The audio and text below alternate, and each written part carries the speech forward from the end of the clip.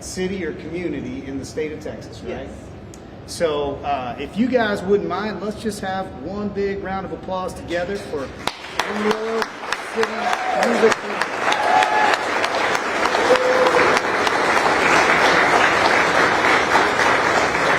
Thank you all for coming. We have a few other things for you here today, and then we have drinks and some refreshments. We sincerely appreciate you guys being here and enjoying this with us.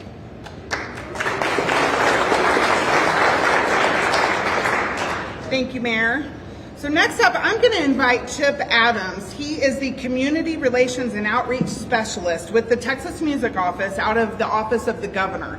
So he has joined us today to actually come in and certify us, if you will. I'm going to let him say a couple of words before we actually get our certification. Sounds good.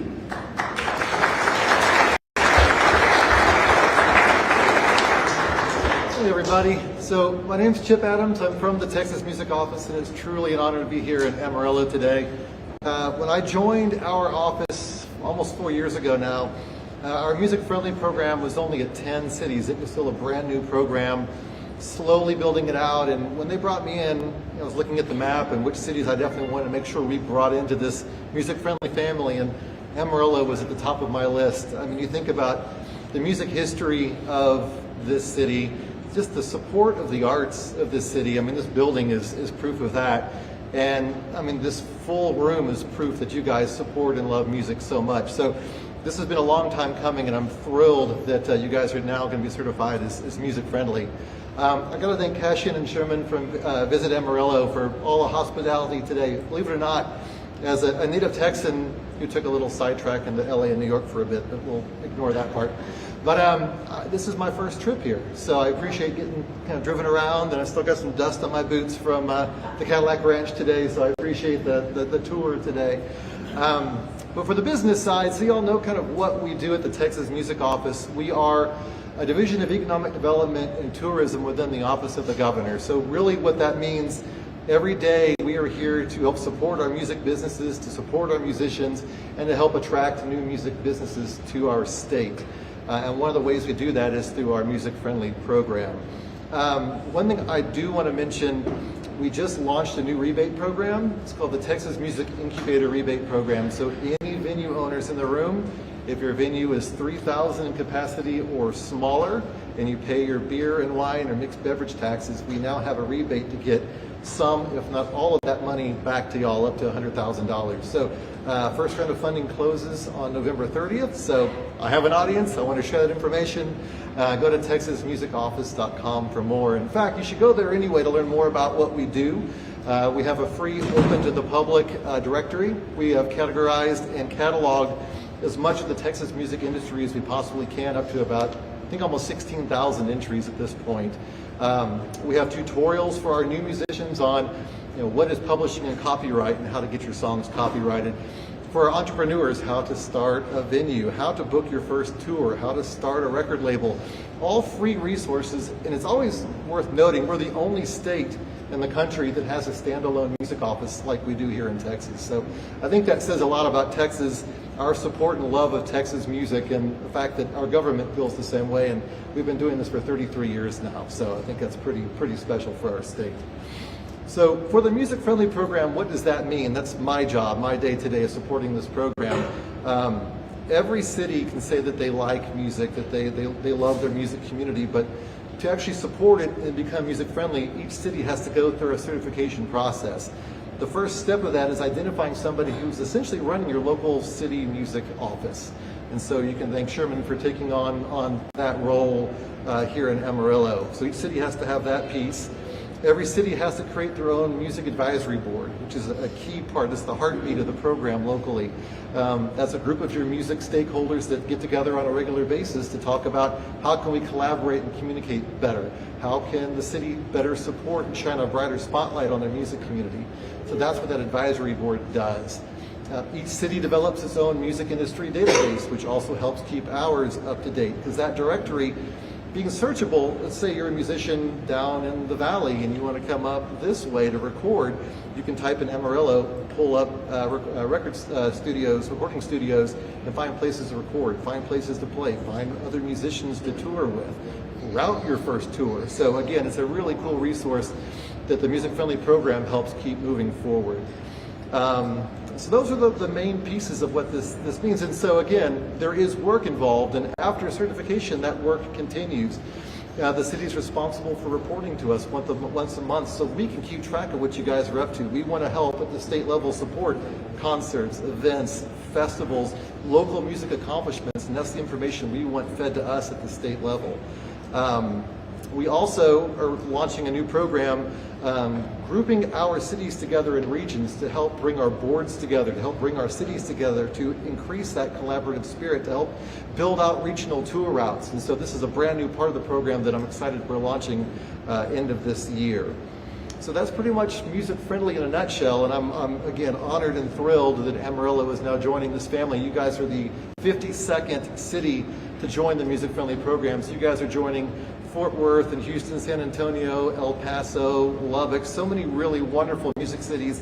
You guys have always been one, so this is more of a formality to officially welcome you all to the Music Friendly family. So Kasia, I'll bring you back up because we have a little paperwork to take care of. Yes. So I'm going to invite Sherman Bass and Camille Neese. Camille is the chair of our Music Friendly Advisory Board, and I'm going to let them accept the certification. So we do have an official certificate signed by our director Brendan Anthony and by Governor Greg Abbott certifying Amarillo as a music-friendly Texas community. So congratulations.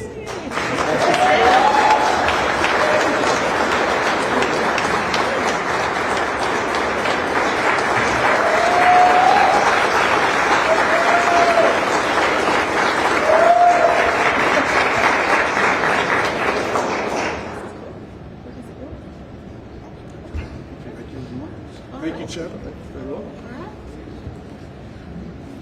Thank you so much. You know, growing up here in Amarillo, I thought this was the way it was everywhere, right? In every city.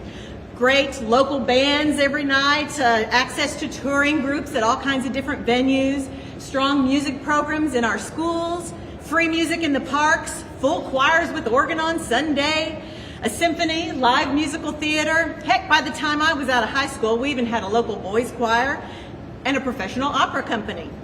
So then I ventured away from my hometown and discovered this is not normal at all. We are so fortunate that our forefathers and mothers knew that music is what binds us together, and they prioritized opportunities to gather, learn, create, listen, and perform.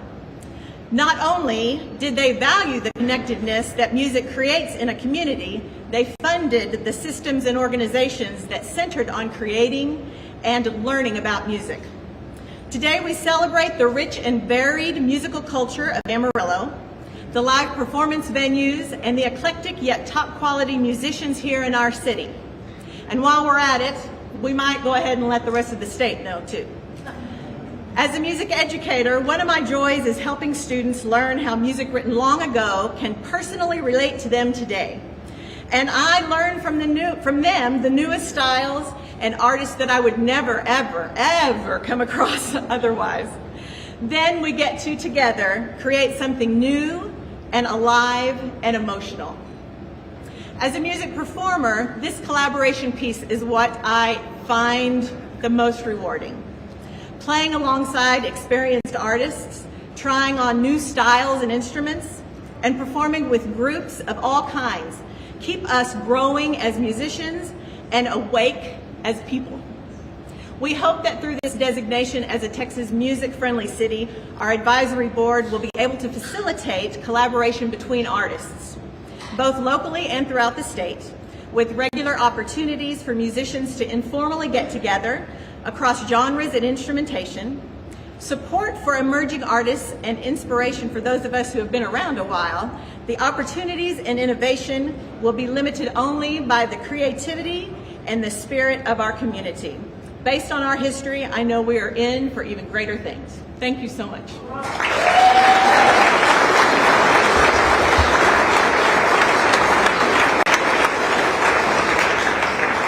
Thank you, Camille. Boy, you said it all, and you said it so concisely. I just have a few closing remarks and some thank yous.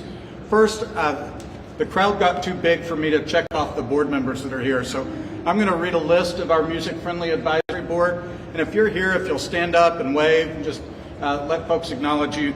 Chuck Alexander, Stephanie Bybee, Carlos Casso, Andy Chase, Camille Neese, Beth Duke, Rachel Flores, Bo Folks, Jenny Enzarillo, Mary Jane Johnson, Larry Lang, Patrick Lee, Cindy Perez, Seth Quinn, Dr. Nicholas Scales, Buddy Squires, John Tarpley, and Kathleen Tyson Day. If you'll join me in thanking them.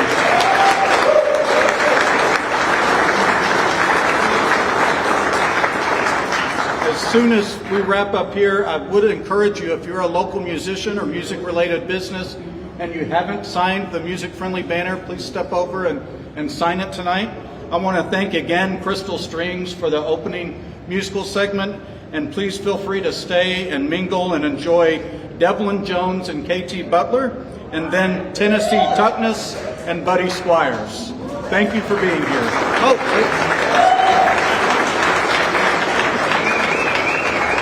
I would be remiss in not thanking our host, Rachel and Mike, and Arts in the Sunset, our newest live music venue with the opening of the Swope Performance Space outside. Thank you.